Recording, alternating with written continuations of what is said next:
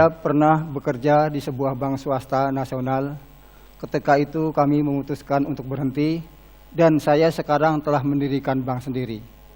Apakah Bapak mau mendirikan bank seperti saya? Bapak mau? Dirikanlah bank sampah. Memang mendirikan bank sampah tidak semudah membalik telapak tangan. Sebelum kami memiliki tempat usaha, kami numpang di pos RT. Awal mulanya kami ditolak oleh warga masyarakat yang katanya nanti bau, kotor, banyak lalat dan lain sebagainya. Alhamdulillah seiring dengan perjalanan waktu, nasabah semakin banyak.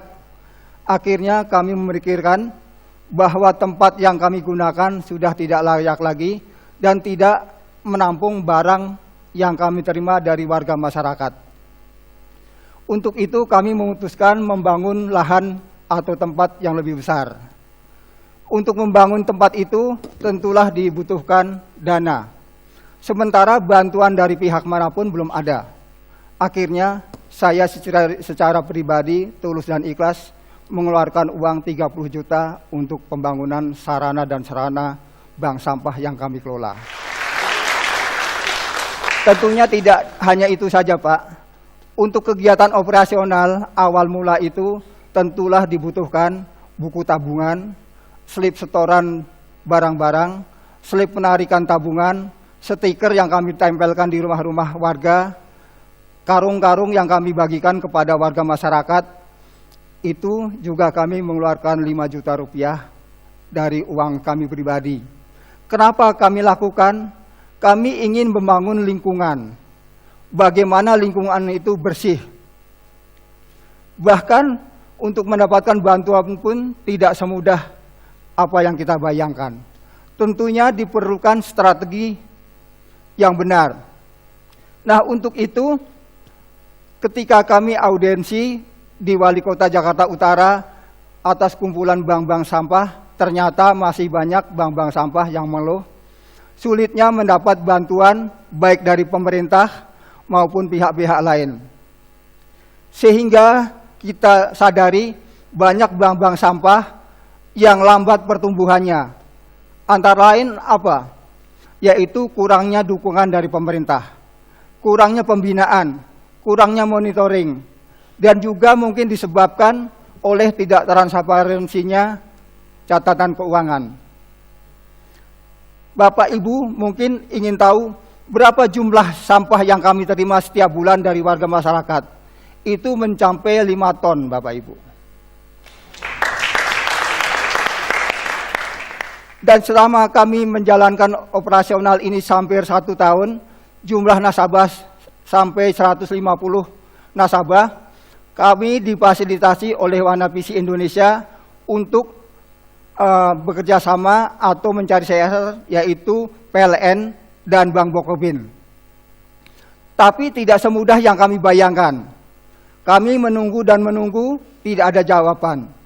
Akhirnya kami bersabar sambil kami membenahi operasional bank sampah yang kami kelola. Tapi alhamdulillah begitu berjalan 5 bulan, ternyata kami mendapatkan informasi bahwa kami mendapatkan bantuan. Kami juga bekerja sama dengan Bank BRI untuk mendapatkan briling, yaitu yang kegunaannya untuk membayar listrik, telepon, air, dan lain sebagainya. Untuk itu Bapak Ibu, kenapa kebanggaan warga kami selain mempunyai ATM, mereka juga bangga akan buku tabungan bank sampah. Warga masyarakat akan membayar telepon, air, tidak perlu ngantri ke loket lagi. Mau bayar angsuran motor, cukup di telepon kami datang. Tarik tunai, setor, kami datang. Maaf Pak ya.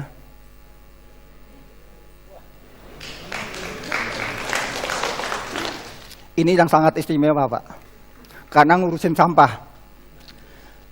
Alhamdulillah Bapak Ibu perlu ketahui, saat ini kami telah mempunyai 2 cabang bank sampah, yaitu di RT 7 dan RT 16, selain kantor pusat.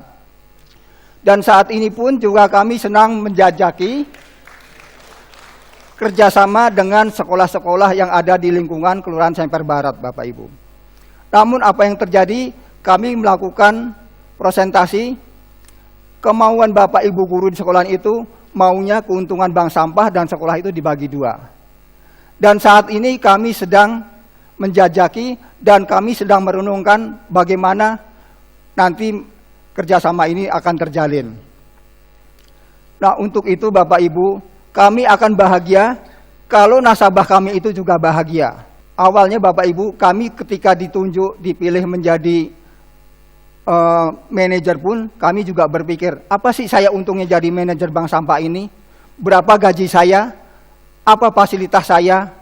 Tapi setelah saya merenung, untuk apa tidak kami lakukan? Kalau memang itu untuk kebaikan orang banyak, kalau itu untuk kebersihan lingkungan, kalau itu untuk kepentingan pemerintah, justru bank sampah ini adalah bukan mengambil keuntungan. Tapi bagaimana kita membantu pemerintah untuk mengatasi sampah sebelum diangkut ke TPA. Jadi kita kelola dulu.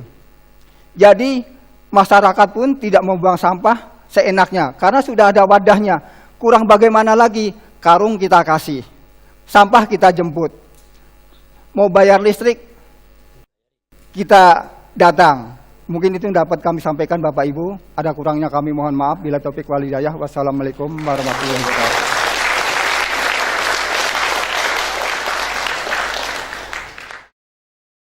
Mau nggak yang ada di sini seperti tadi ditanyain, apa sih misinya Pak Sugeng Triyono? Saya peduli lingkungan, saya jaga kebersihan lingkungan. Ayo, mau nggak yang ada sini mau bersihin lingkungannya masing-masing? Harus mau. Nah, inilah contoh Pak Sugeng Triyono sebagai, kalau saya sebut, saya dari Kementerian Lingkungan Hidup Kehutanan, revitalisasi pengelolaan sampah rumah tangga dan sampah sejenis rumah tangga. Ini yang sekarang kita kembangkan.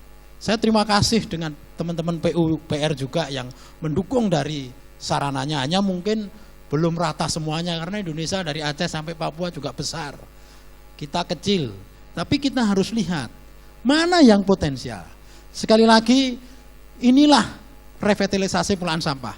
Kalau setiap kelurahan punya bank sampah, Indonesia tidak ada plastik. Mengurangi banjir, coba kalau banjir, coba nanti kita lihat sebentar lagi kan banjir ini. Berapa sampah plastik? Oh pasti banjir DKI, nggak mungkin nggak banjir. Kalau DKI-nya nggak mau peduli, iya ya. Jadi Pak Triyono adalah salah satu, tapi sudah banyak sebenarnya. Di Indonesia sudah hampir 4.800-an bank sampah tersebar di 133 kabupaten kota. Tapi salah satu contoh Pak Sugeng Triyono ini luar biasa. Sekali lagi saya beri apresiasi, kita semangat, kita berubah, Indonesia bersih sampah 2020. Salam 3 jari, pilah, kompos, daur ulang, menuju zero waste. Terima kasih. Baik. Wassalamualaikum warahmatullahi wabarakatuh. Terima kasih banyak Pak Sudirman, Direktur Pengelolaan Sampah. Terima kasih banyak sekali lagi, tepuk tangan untuk Pak Sugeng Triyono. Terima kasih Pak.